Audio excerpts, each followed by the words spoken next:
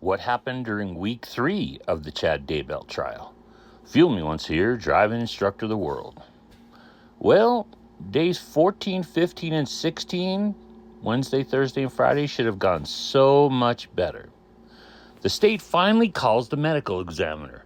Not just any medical examiner, but the chief medical examiner supervisor for the region covering Utah, Idaho, and Montana. He's assisted by Dr. Lily Marston, an end of her training year ME-to-B. She performed Tammy's autopsy, and he assisted very hands-on since she'd never done an exhumation before. Tammy's autopsy was classified as a negative autopsy since the cause of the unaliving was unclear, and here's the thing, it remains unclear even after this autopsy examination. Wait, what'd you say? No clear indication of how Tammy became unalived? We had this big buildup to the ME's testimony and him classifying Tammy's unaliving as a homicide from asphyxiation suffocation. Remember the pink foam around her mouth, even though it came from a pulmonary embolism, he still said homicide. So why did he change the certificate of unaliving? Well, it turns out there's only 5 categories an ME uses: natural, accident, self-unaliving, homicide, and undetermined. And he didn't feel great about undetermined, considering he was contacted by law enforcement. There's no signs of heart seizures. There's no heart issues. There's no intoxication of any kind. No rugs or medicines. But he still says it's a homicide. That's a kind of a bust. That's deflation right there. The sound going out of a balloon. He says he can't really determine the time of unaliving either. He can give a range, but can't determine whether the bruises occurred from anything and when they occurred. Her lungs were very heavy, and except for the pink foam, which forms from pulmonary embolism, he has nothing else. That's everything we knew before the autopsy. So in short, the jury's left with nothing. Then the prosecution calls a neighbor couple who thought Chad should have been more distraught, even though everyone around said Chad never really displayed a lot of emotions, and you can kind of see that if you look at Chad. Now, they did think it was weird that he got married so quickly, and at one point the state was able to elicit from the neighbor couple is that when they met Lori, Chad said she had a daughter who had recently unalived. Not self-unalived, just, she passed away. Later, Chad tells them over the phone that there's a custody battle going on for Lori's kids, and that's why they're missing. Chad later denies both of these, and then has the chutzpah to ask this neighbor couple to put up their house as collateral for Lori's bond after she's arrested, for not disclosing, by the way, where those missing kids are. Chad was apparently delusional, thinking she was going to get out. That's really the biggest thing we got from last week, that Chad has, lied. In fact, we're going to get it again in a few minutes. The state calls another coworker to tell everyone that Tammy's healthy and goes to a fitness class. Then Chad's insurance broker, and they meet on November 21st, 2019. Now, Tammy passed away November 18th. Then we get Chad's insurance broker. On November 21st, 2019, they have a meeting. Remember, Tammy's passed away October 19th.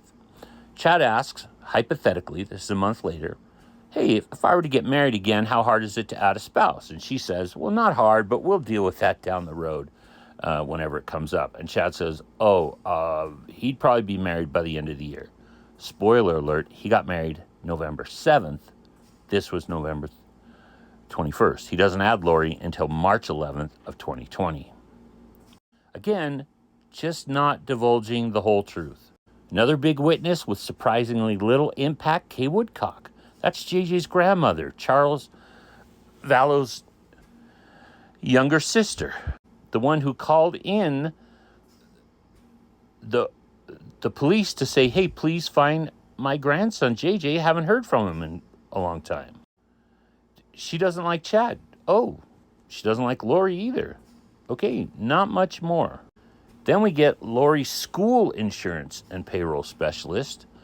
On cross-examination, she basically says it's not unusual for Tammy to have increased her life insurance as she was at the minimum and now was one of the opportunities, beginning of the school year, to add more. It's not a lot more. And Tammy did just that. Then we get Chad's mom called, Tammy's mother-in-law. She gets told that Lori had a daughter. Lori doesn't contradict this. And she also says that Chad was really sad and upset when Tammy passed. So here's the closest we have to Chad, his own mother, saying, yeah, okay, he may not express a lot of emotion, but he was very upset when Tammy passed. That contradicts everyone before who says, well, maybe he could have been a little more upset. Pryor's going to argue that grief is different for everyone, and Chad, we've already heard in testimony, doesn't express his emotions often. The big witness we've been waiting for besides the ME, Heather Daybell, Chad's sister-in-law, married to his younger brother, Matt.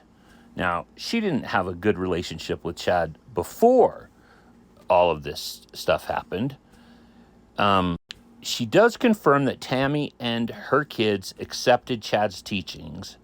And she also confirms a big fight from week 2, whether Chad's house has a second story or not. Doesn't have a second story, but has an addition built on, which has some stairs. That's going to come into play. Then the 4th or 5th detective gets on there, pretty much says everything the other detectives are given. But then we get FBI Special Agent Daniels. He's a CSI specialist for the FBI. He describes not only the technology used to find the buried remains of the kids, but painstaking detail of the layer after layer after layer, and then stones they removed and tarp from the graves. It's an emotionally powerful testimony because, again, the jury gets to see the graphic-looking photos of the remains of Tylee and JJ, including Tylee's remains and part of flesh in that 5-gallon bucket. He also testifies that he believes that anyone in the house could have seen at least one burial site, the fire pit, where they're going to find JJ from the windows. Now, the prosecutor Ron Wood said he's got about 40 minutes left of this witness. That'll come tomorrow morning.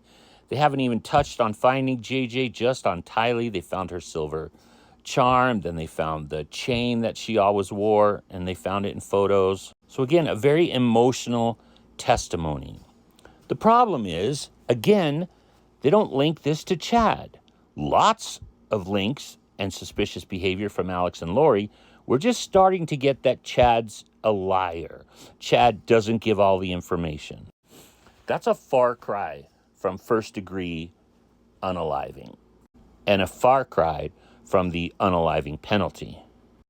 I want to show you this. Look at the top picture.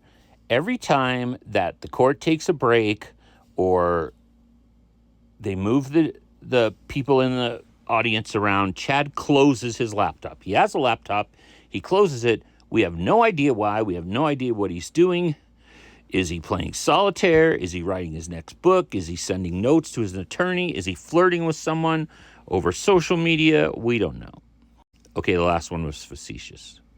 What we don't have after 3 weeks is a strong case against Chad. Now, there's lots of time left. This is a 10-week case. At least 4 of that's going to be used by the defense. But it's frustrating to watch this meandering, backtracking story. Well, they'll call a witness, and then they'll bring another detective back. Then they'll call another big key witness. Then they'll bring a coworker of Tammy's back. They've already gone through that already. The worst part of Chad's defense is his attorney. Pryor isn't really likable. He's belligerent. He's aggressive. He comes off as frustrated, even angry with state witnesses, and sometimes even ones where it does not play well for him to be mad at, like Kay. She's a very empathetic witness. You don't be mean to an old woman or older woman. 45 witnesses so far, going to be lots more.